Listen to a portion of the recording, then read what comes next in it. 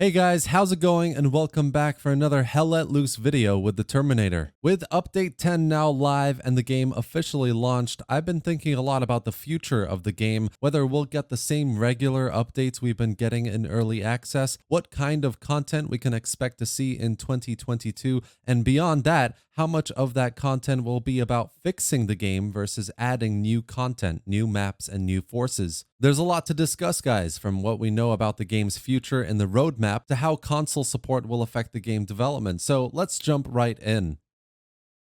So the first thing we need to talk about is a new roadmap. With almost every update, we get a new one of these colorful looking graphical visualizations of what the near future of the game looks like and what the devs will be focusing on. But I think we all know by now to take it with a bit of a pinch of salt. The tanking overhaul was promised for Update 9, for example, but we really got a semblance of one for Update 10. Or we were first promised flamethrowers over 2 years ago, but we still don't have them in the game. That being said, the devs have done a lot of work. It wouldn't be fair not to balance this with the fact that they've done a great job with map variety and the overhauls, the selection of weapons, and how they feel and sound, and the vehicles are getting better, but we can all agree they still have a way to go. And the game overall is a lot more optimized, barring Stalingrad. 2021 to 2022 has a lot more in store as well. Looking at the roadmap here they just released, we have a ton of new features coming our way, from the highly anticipated Panzer IV to the British forces. So let's just break this roadmap down a bit and think about what we're gonna realistically get and when. With the amount of work that's gone into Update 10 in mind, personally, I think that U11 will be a lot smaller and more focused. I can see the FG42 and the trench gun making their debut, and potentially smart materials getting rolled out for vehicles as well, as they've been working on these for a while now. We'd also need some new Soviet additions as well, so I can absolutely see the fire update happening for U11 with Molotovs and hopefully the flamethrowers. I'm not sure we'd get a new map for U11, but I can see more nighttime maps being developed for maps like Kursk, where you can deploy flare guns, or San Marie de Monde as well. Remember, the devs have said we're getting 4 updates per year, so this is my U11 prediction, which will likely be released around December. Also, I'm going to gloss over things like bug fixes, SFX, or FX improvements. These bits of work kind of happen for every update anyway, so in my mind, it's not really worth including in a roadmap. For Update 12, with this little winter update out of the way, I can see the devs working on expanding out the Eastern Front with 2 new maps, as they've said here. It makes sense to leave a gap before launching new maps, as the pressure is not on and you can work on smaller, more important things. And by that I mean hopefully U11 has more of a focus on optimization, bug fixing, and crash issues more than anything, because this community really deserves it, and for a game that's just launched, it's kind of unbecoming. So the way I see it, U12 will have 2 main focuses. The first one will be new winter maps. I think we'll get 2 new maps focused on the Eastern Front, paired with new winter uniforms for both forces as well. I can see this being a major focus for this update, with the second big focus being vehicles. I think there will be another expanded armor rework with the addition of the M4 Sherman and the Panzer IV to fill out the tanking roster and bring a bit more balance to the overall experience. With the addition of these new tanks, the armor roster will be a bit more balanced, and together with a final meta update, hopefully for tanking, we should see overall tank use be a bit more established and balanced in the battlefield. Half-tracks and jeeps also might make their debut in Update 12, but I can see that happening later as well, depending on how much work goes into this one.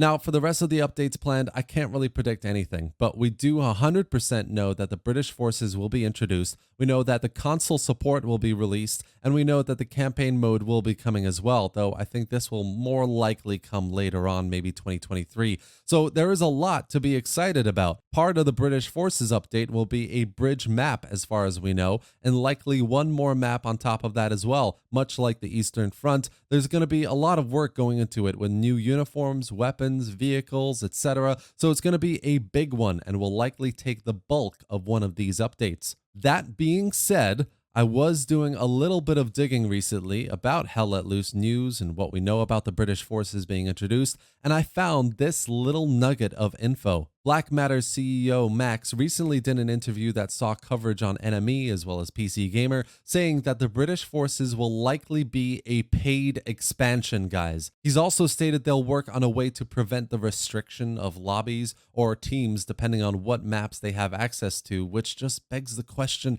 how? How do they plan on doing that? I honestly don't know how to feel about this. First off, I can't believe the devs wouldn't be transparent enough with the community to tell us that the British forces, the next massive update, will have to be paid for, let alone how this will affect the original Kickstarters. But also, the irony in the interview is the company will work on making the expansion with the unity of the community in mind. I think we can all agree that the community right now is deeply divided between players who've been here for longer than Update 7 and new players who have no idea what the original vision of the game was about, or the number of promises the devs have broken throughout the game's development. So in my mind, this paid expansion seems like a move that will absolutely further the divide rather than help it. If anything, it will drive original players even further away if they have to pay for it, especially if, let's face it, the maps run as badly as Stalingrad. I mean, how do they expect to get people to pay for an update if they can't even get one of the maps, one of the two maps, running with the performance optimizations it needs?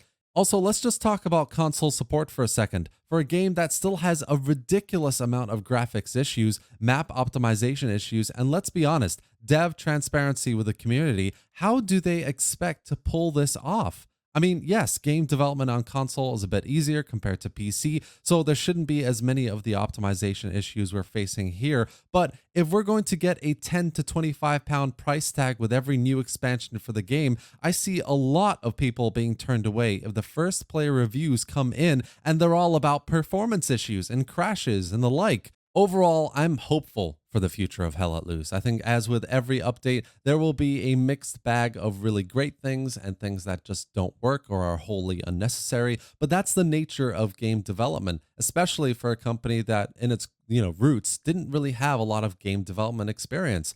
There's also a long time between now and the British forces, so who knows, they might actually announce to the community about this paid expansion plan, or they might remove the paid aspect of it completely. It's very early days, and this was one interview with the CEO, but they really need to sort out their optimization issues no matter what. So this has been my review of the new roadmap for Hell Let Loose, guys, and I really just wanted to let you know also that this paid expansion plan is happening, which is just a bit baffling. I'm sure we'll find out more in the next few months, but until then, let's enjoy the new maps and the Eastern Front and scoff whenever Stalingrad comes on. Hope you enjoyed this video, guys. If you did, give it a like and drop your thoughts or questions in the comment section below. What do you think about Update 10 so far? And what do you think about the future of the game? Subscribe for more Hell Let Loose content, gameplay, and news. And thanks for watching, guys. I'll see you next time.